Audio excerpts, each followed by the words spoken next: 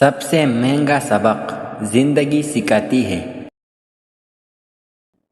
دوسروں کو بے سکون کرنے والا کبھی سکون نہیں پا سکتا۔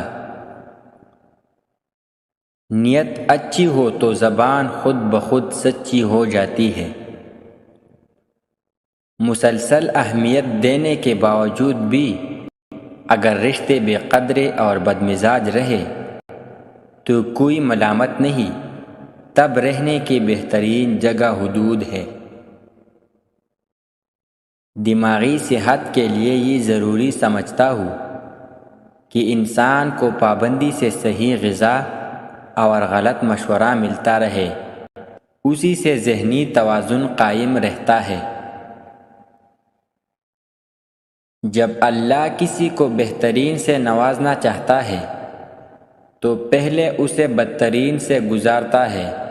کامیاب لوگ بدترین حالات سے سیکھتے ہیں اور بہترین بن جاتے ہیں۔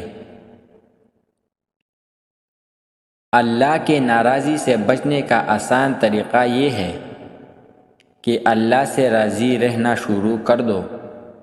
جو اللہ سے راضی ہو، اللہ اس سے ناراض کیسے ہو سکتا ہے؟ مانگنے والے کو دنیا دیتی ہے اور دینے والے کو اللہ دیتا ہے۔ جو اپنے چکر میں رہتے ہیں وہ چکراتے ہی رہتے ہیں۔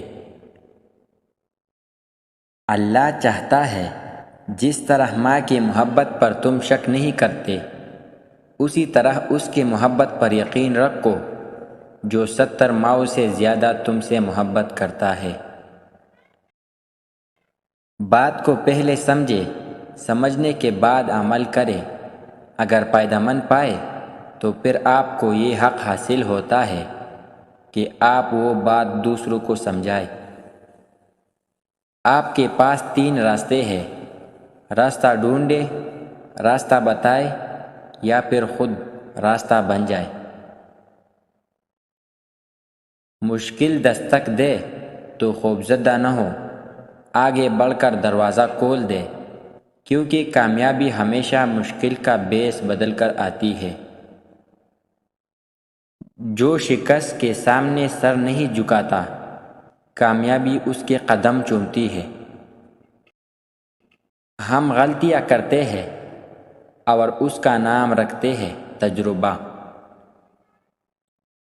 خیالات اتنی بھی آزاد نہیں ہونے چاہیے کہ ہر کسی کی ضبط تحریر میں آ جائے۔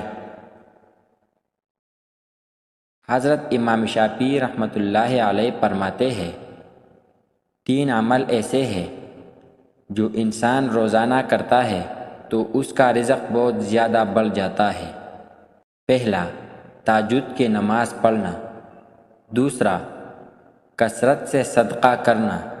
تیسرا، کثرت سے اللہ کا ذکر اور استغفار کرنا۔ دنیا منتقل ہونے والی فانی چیز ہے، اگر تمہارے ہاتھوں میں باقی رہ بھی گئی تو تم اس کے لیے باقی نہیں رہو گے۔ بے حیائی کے ٹھنڈک سے پردے کی گرمائش بہتر ہے۔